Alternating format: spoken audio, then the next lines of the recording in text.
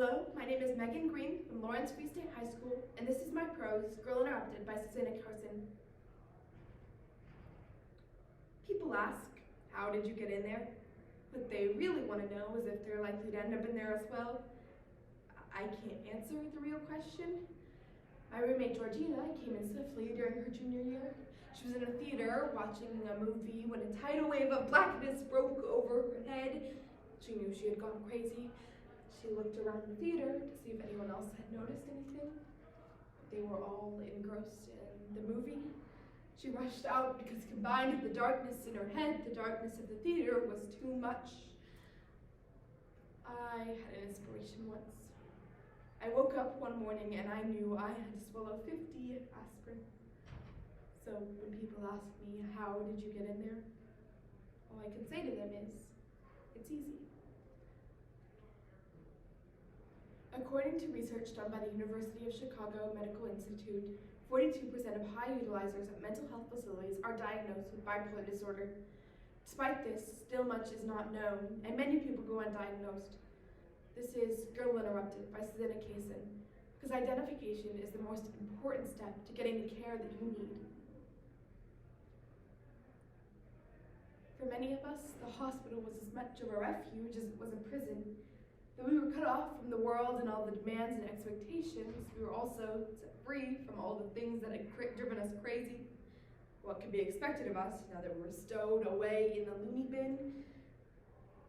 In a strange way, we were free. We had reached the end of the line. We had nothing more to lose. We needed protection, and the hospital gave it to us. The hospital fulfilled its obligation. Somebody in our family had to pay a good deal of money for us to stay there. $60 a night just for the room. Therapy, drugs, and consultations were all extra. The price of several of those college educations I didn't want was spent on my hospitalization.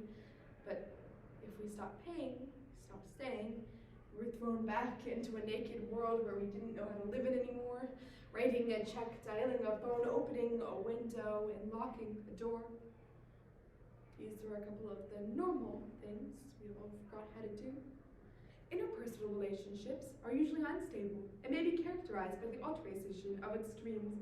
These people have a difficulty tolerating being alone and will make frantic efforts to avoid real or imagined abandonment. We watched a lot of things. One of the worst things we watched was Lisa coming out of seclusion after 2 days. Lisa had run away. We were sad because she kept our spirits up.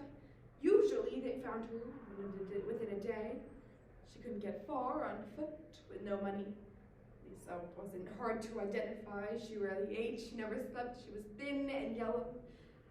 The way people get when they don't eat. She had huge eye bags under her eyes. Her mother and father wouldn't even visit her because they said she was a sociopath. Or so Lisa said. They took away her belt, so Lisa couldn't hang herself. They didn't understand that Lisa would never hang herself.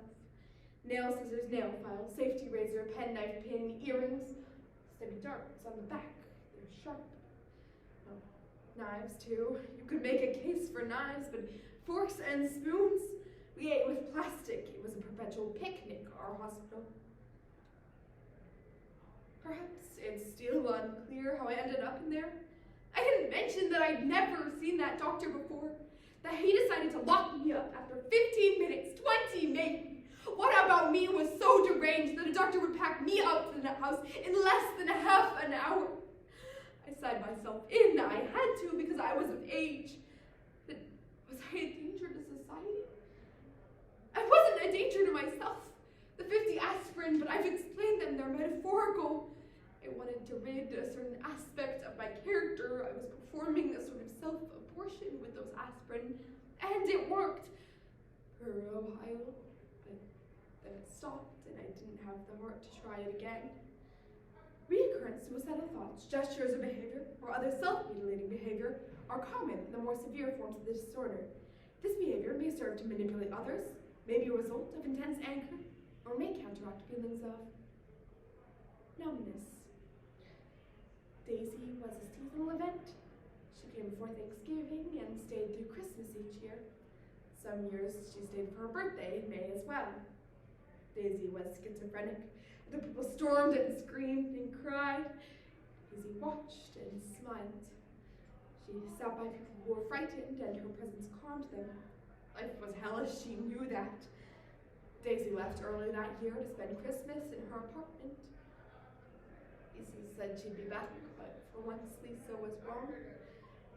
One afternoon in May, we were all called into a special hall meeting. The head nurse said Daisy committed suicide yesterday. Yesterday was Daisy's birthday. We all observed a moment of silence for Daisy. So these were the charges against me. I didn't see them until 25 years later. A character disorder is what they told me I have. It's a fairly accurate picture of me at 18. Of course, it doesn't aim to be profound. It's not even a case study. It's a generalization, a set of guidelines. These words taint everything. The fact that I was locked up taints everything. I often ask myself, are you crazy? It's a common phrase, I know, but it means something in particular to me. An ever-shifting, ever-simmering borderline that, like all boundaries, beckons to be crossed. I don't want to cross it again. So when people ask me, how did you get in there? All I can say to them is, it's easy. Thank you.